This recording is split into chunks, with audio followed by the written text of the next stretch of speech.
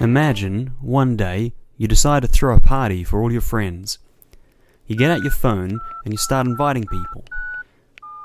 You want a really big party, so you say, anyone can come.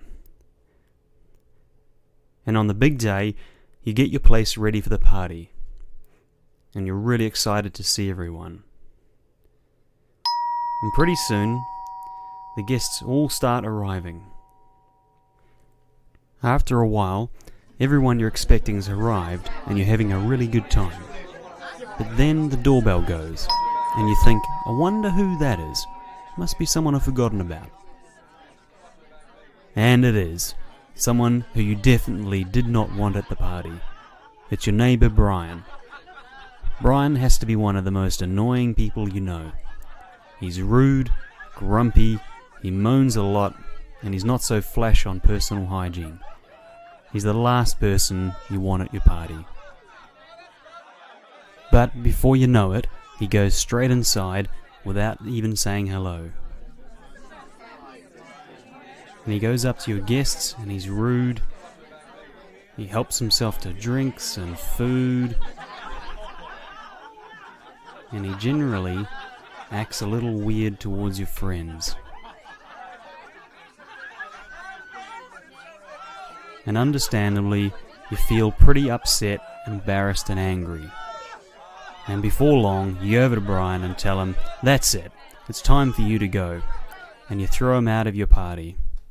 And once he's gone, you feel relieved. You go back to the party and start to enjoy yourself. But after a while, you hear the doorbell again. And when you go to check who it is, you realize Brian has come back. And before you can stop him, he opens the door and races back into the party.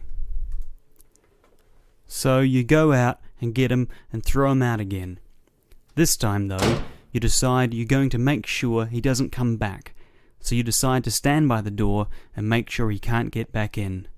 And this works fine. Brian can't get back in and you feel good about this. Trouble is, you realize that all the while you're missing out on the party. You can hear everyone else outside having a good time. You want to be out at the party too. But because you can't stand Brian, you can't risk him coming back in again. And you don't know what to do. You really want to enjoy the party, but the thought of Brian being there really gets to you. After a while, you realize that, actually, this party is pretty important to you, and you want to be with your friends, at the very least just to make sure they're okay. So you decide to go back out, and you say to yourself, if Brian comes out, that's how it goes. And sure enough, after a couple of minutes, Brian comes back in and starts being annoying again. But this time something's different. You don't ignore him, because he's pretty hard to ignore, but you decide just to get on with the party and talk with your friends, and you start to notice some interesting things. First, you find that even though Brian is still there, you're actually having an okay time. Sure, it'd be better if he went home, but at least you're not stuck at the door, missing out on the party. Second, you notice that when you're not trying to get rid of him all the time, he calms down a little bit. He's still a pain and still smells, but he's not so rowdy. And then after that, you start to notice some other things about Brian you hadn't actually seen before. Like that he has a quirky sense of humour, even though it's buried pretty deep. And he even makes a couple of friends of yours laugh. And you wonder to yourself, what will you do next time you have a party?